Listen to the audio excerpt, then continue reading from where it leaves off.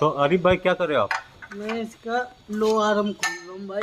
अच्छा, तो इस गाड़ी में क्या प्रॉब्लम थी? इसमें सस्पेंशन की प्रॉब्लम थी, अच्छा बहुत आवाज़ें थी खटपट की। तो अच्छा अभी सारा सामान खोल के रख दिया है, बाकी एक लो आर्म रह गया है लेफ्ट साइड का। तो अच्छा इसे भी बाहर निकालेंगे, उसके बाद फिर हम चेक करेंगे इसके सोकर हार्ड है ये चल जाएंगे। अच्छा, इसके सॉकर ये हैं। हाँ, ये रखिए इसके सोकर। इसकी ये मोल्ड चेंज होएगा हमारा। इसमें क्या होता है ना, ये ग्रुप होते हैं यहाँ, तो ये बैठ जाते हैं, देख सकते हो चटक रहा है पूरी तरीके से।